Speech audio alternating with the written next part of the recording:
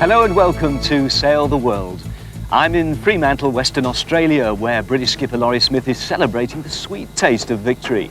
On this Whitbread 60, a boat he hadn't stepped foot on 5 weeks ago, he's won the second leg of the Whitbread Round the World race. Yes, and they're toasting Laurie's triumph back here in Britain. I'm at Green Marine in Lymington, the Hampshire company that built Laurie's successful yacht, Intrum Justitia. What a marvellous moment for Laurie to reach Fremantle first. He's won the toughest and longest leg of the Whitbread through the dangerous Southern Ocean from Uruguay. All that after looking down and out when his former yacht, Fortuna, lost both masts and pulled out of the first leg. They're celebrating a triumph for British boat building here in Hampshire. More on the team that built Laurie's yacht coming up. Well, Laurie Smith is certainly going to enjoy his Christmas here in the land down under. Not only did he bring in Intrum Justitia at the head of the fleet, he smashed a world record in the process. Intrum Justitia surfing towards the finish line in Fremantle. Smith and his pan-European crew led the 60s all the way from Uruguay, but suffered anxious moments in the home straight. The last 48 hours took a bit of time, there's no wind. They were gaining all the time. We lost, I suppose, 50 miles in the last 24 hours. Hundreds lined the docks to welcome the winner. Intrum now surrounded by spectator boats. Waiting on the quayside, the Smith family, wife Penny with Christian and baby Amber, unimpressed by it all. Intrum took 25 days, 14 hours to complete the 7,500 miles from Punta del Este, 2.5 days quicker than the previous winner, Steinlager. A fantastic achievement for Laurie, who replaced the original skipper only 5 weeks ago. That was the last time he saw his son Christian at home in Lymington. Now there's a family reunion in Fremantle. In collecting the Heineken Trophy, Laurie becomes the first British skipper in 16 years to receive Whitbread Line honours. He was also awarded the Omega Challenge Trophy for clocking up 425 miles in 24 hours to set a new world record for a monohull. That was good, but someone's going to go faster than that. We didn't have that much wind. Really? Sort of 30 knots. If we get 35, 40, someone's going to do 450, 460. We sailed well, went the right way, good crew, good boat, and everything went well for us, yeah. Can you sum up that whole Southern Ocean experience? I know you've done it a few times before. This time it was even better or even worse. The Southern Ocean is kind of a love-hate thing. We call it the Sea of Certain Death, the land of midnight madness and things like that. It's a crazy place. It was wild, really wild. And when these Whitbread 60s are going for it, they are totally out of control. And if you're not out of control, you're not pushing hard enough. So you have to go for it. And the jumps that we got on the rest of the fleet were when we were either too frightened to take the sails down or just so phased with it all that we just went for it. It was fantastic. Smith's crucial jump on the others came as Intrum rounded Prince Edward Island, the halfway mark of the course. Tokyo was close behind, so the Europeans took a gamble and headed south on the wrong jibe. But the move paid off and gained them 100 miles. Paul Stambridge is a gambling man too. He believed all along Intrum would win. Yes, I did, and consequently took out several bets to that consequence, and I'm looking quite good at the moment. So you seriously thought you could do it? Yeah, absolutely. Yeah. Now, we had every intention of beating the catches, and we knew we were competitive with the 60-footers, and yeah, we pulled it off. But it wasn't easy. We worked very hard to do it. Intrum's 16-hour deficit behind the leader Tokyo after leg one has now been reduced to 14 hours. We've not made enough on Tokyo, but it doesn't matter. We'll beat him next time, and then he'll know that we're going to beat him every time. Finally, what's it like to see the family again? Very good. That was the best bit, yeah. Back in Laurie's hometown in Lymington, the lads who built Intrum Justitia were joining in the victory champers. They'd had a worrying week, continually checking to make sure Laurie was still ahead. On Thursday morning, there were cheers because their boat had won the leg. We're now very happy people. And so hopefully we'll carry on and win a few more. Everybody's pleased that she's done on the second leg, which is the longest leg. I think it's 4 more legs to go. Wonderful, maybe we'll win the trophy completely. So Well done, Intrum. It took 6 months to build the hull of Intrum Justitia, with 15 to 20 people working every day, though by the end it was all hands on deck. The contract kept the workers employed and gave a good boost to this year's turnover. But more importantly, it acted as a test bed. Whitbread 60s haven't been built before, and if Green Marine have got this one right, they'll be building quite a few more for the next race. We were certainly aware of the conditions the boats were going to be sailing in, and never having done boats of this type, it made us very nervous and a little cautious. My first feeling is that of relief that they actually made it, and we haven't heard that anything broke. Anyway, they arrived safe, which is the best thing. And of course, the fact that they arrived first makes it so much nicer. 3 cheers for Laurie Smith. Hooray! Hooray! Hooray! And Magnus. And to assess Laurie's triumph, I'm now joined by Malcolm McCaig. Malcolm, after the disappointments of Fortuna, how do you rate Laurie's success? Well, Laurie is one of a new breed of skipper that we're seeing in this rally for the first time. The real hardened round-the-boys racer. Tactical man who just happens to be racing around the world. They're replacing the older breed of skippers, like, with the greatest respect to him, Pierre Fellman, who are the sort of blue water shellbacks that we've always had in the race before. But now we've got Laurie, we've got Chris Dixon, off the world's match racing courses, off the America's Cup courses and so on. And they are guys who lead from on deck and on the front. Now, Roger Nielsen, who was the skipper of Intrum, was, and I know Roger well, I've sailed with him, we sailed together in Drum, and I like him a great deal, and he did put this project together, but he is slightly of the old school. He skippers the boat from down below, from a chair at the chart table, and then calls up on deck what he wants to happen. But Laurie is up there, steering the boat, encouraging the crew all the time, getting that last tenth of a knot of speed out of the boat, and that's what's making the difference. Leg 2 is said to be the toughest leg. Is Laurie going to breeze the rest of the race now, would you say, Malcolm? Oh, no, I don't think that at all. I mean, Chris Dixon in particular is a very tough competitor. Laurie's still 10 hours behind Chris, and we've seen how difficult it is to get a jump on Chris Dixon. On the next leg, Dixon's heading for Auckland, his home port. He is going to want very badly to be the first Whitbread 60 into Auckland. It's far from over. Malcolm, thanks. Well, time now for a break, but afterwards more from Australia and your chance to win a trip to see the Whitbread yachts in Florida. Stay with us.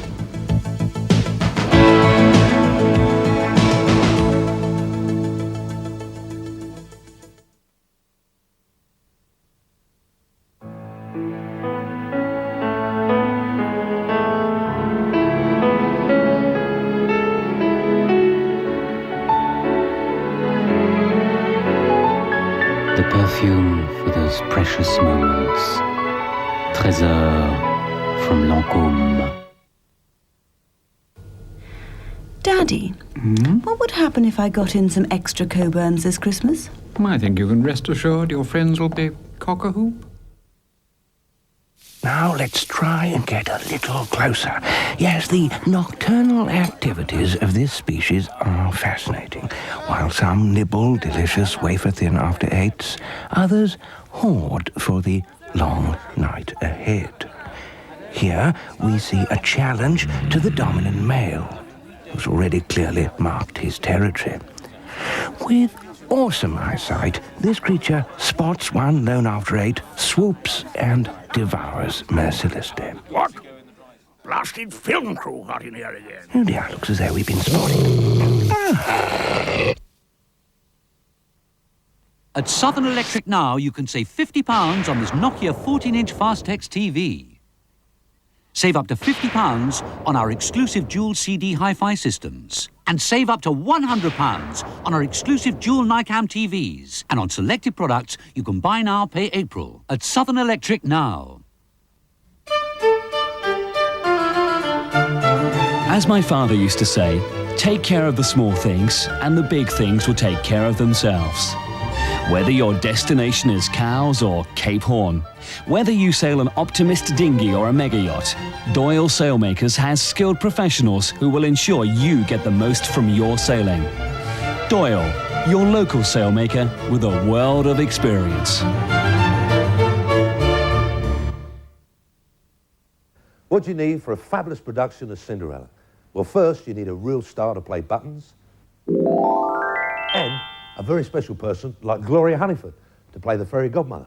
Plus, an all-star cast, including Ian Smith from Neighbours, and then you need a great theatre like the Mayflower in Southampton. What else? Oh yeah, we need you. So book your seats for Cinderella, the greatest pantomime of them all, at the Mayflower, Southampton, from December the 16th. Oi!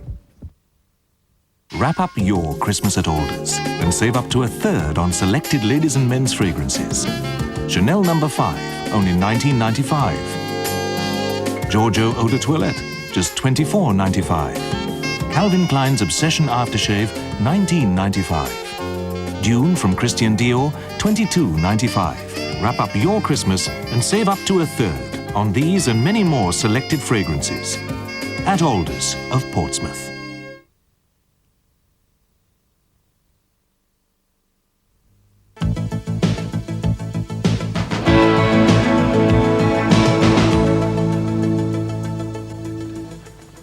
Welcome back to Sail the World.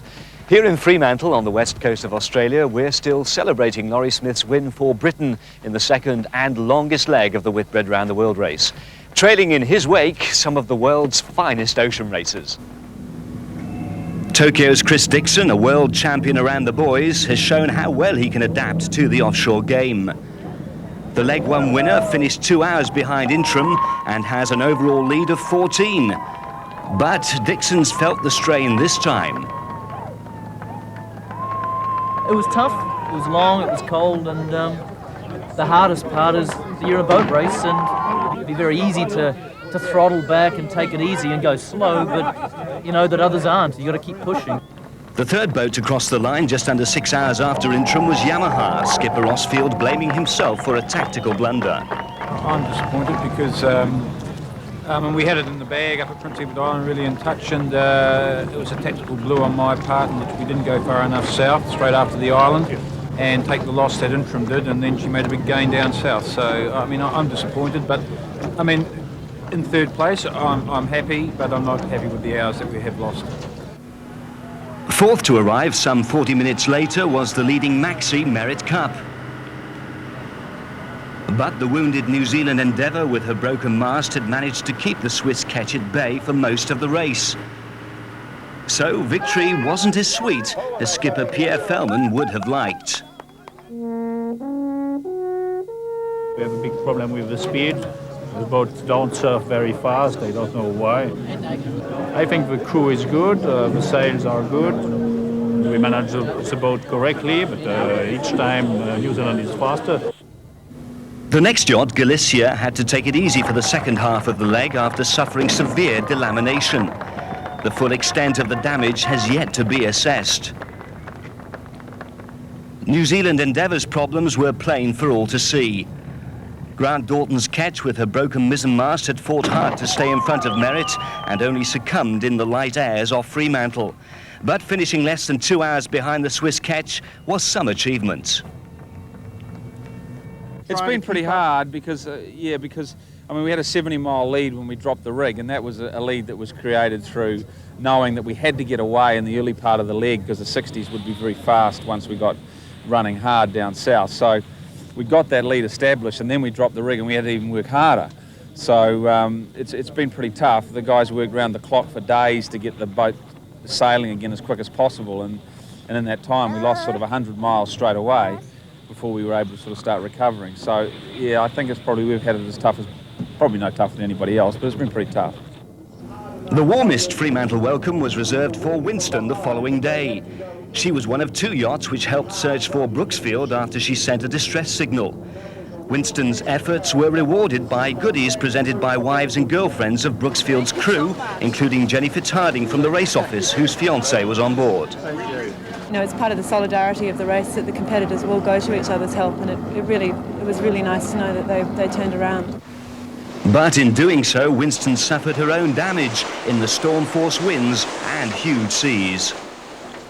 We had a rudder bearing that was failing, and we had a bilge pump keeping the boat empty every 20 minutes. We were trying, obviously, not to end up in a situation where the rescuers were getting rescued, but I was very concerned. Winston was also forced to construct a temporary steering system using a pole after a wave broke one of the wheels. It was bolted to the rudder shaft while the second wheel was disconnected and fixed on the more favourable side. Winston's crew certainly deserve their medals. It remains to be seen what time allowance will be given them by the international jury for their heroic efforts. Well, if it gets any breezier here, Malcolm McCaig and I are going to be blown to Australia. Malcolm, it was a leg that offered us everything. It was, and we got an extra dimension right at the very end. At the start we had this sleigh ride stuff that we all expect from the Southern Ocean, yachts racing before the gales of the roaring 40s, charging down almost out of control down the waves, dodging icebergs. Great stuff, very emotional stuff, very exciting. Then we got to Australia. The ocean weather pattern gives way to a coastal weather pattern. Laurie Smith, who's led the whole leg with quite a comfortable cushion of miles behind him, suddenly just stops.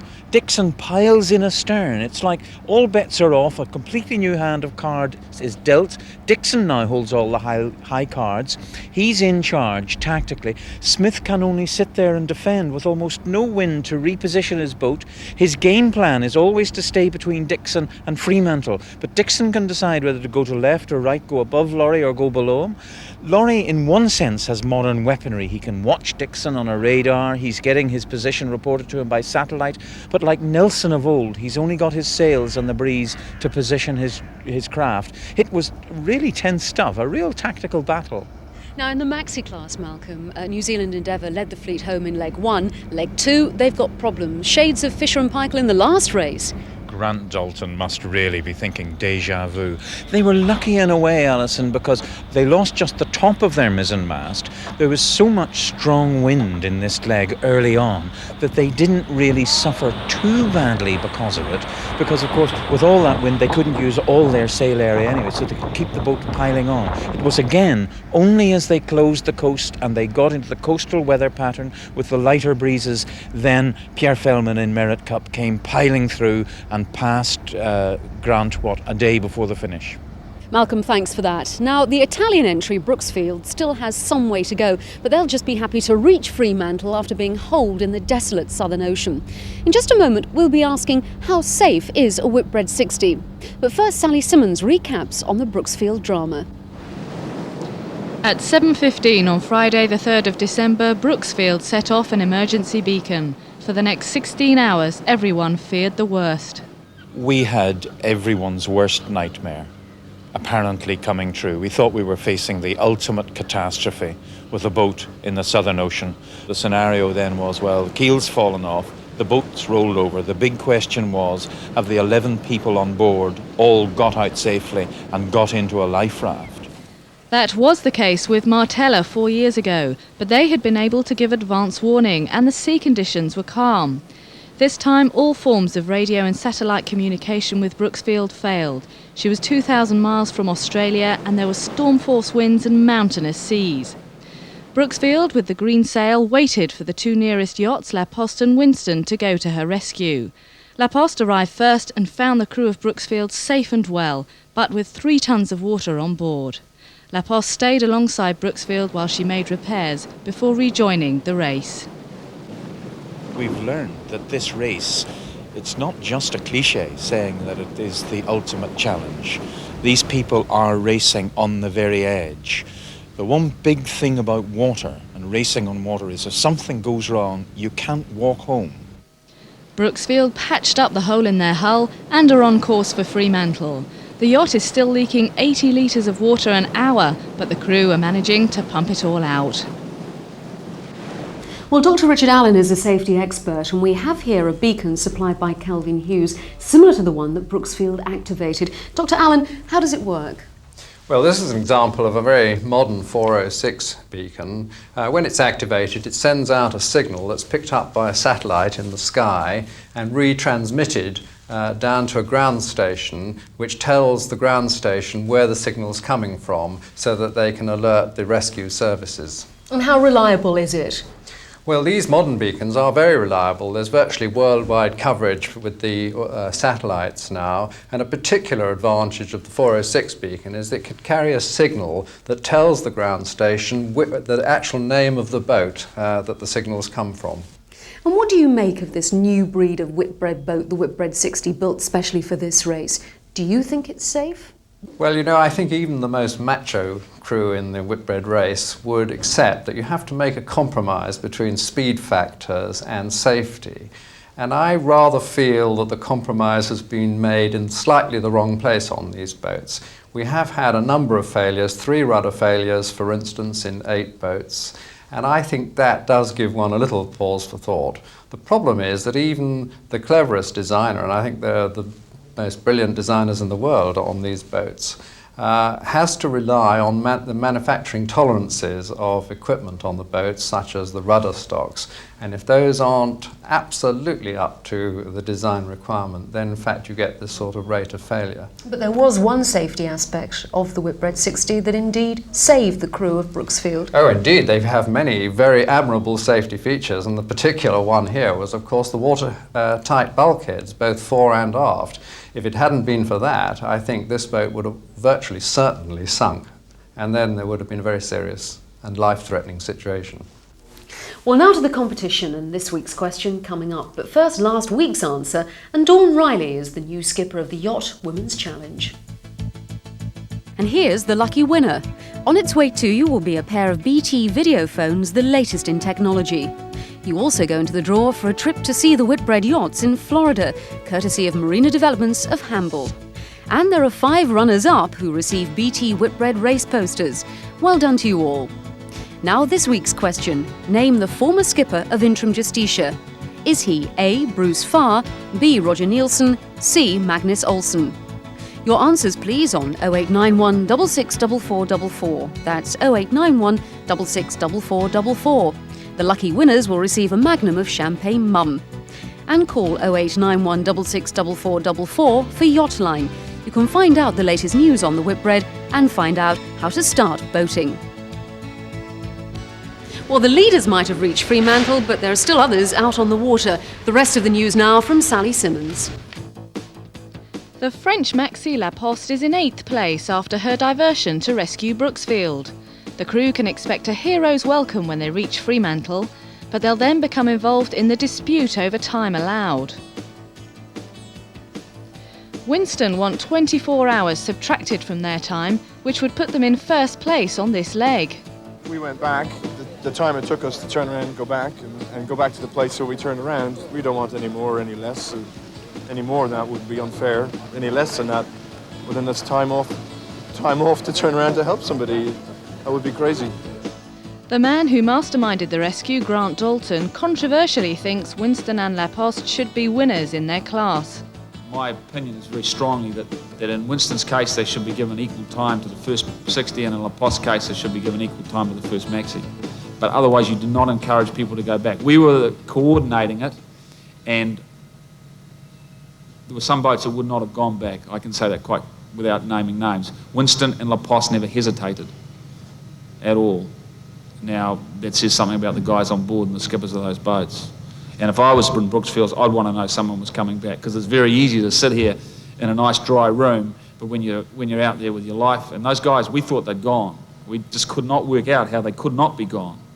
And we were relieved to find they're not. And I think they should be generously rewarded for what they did.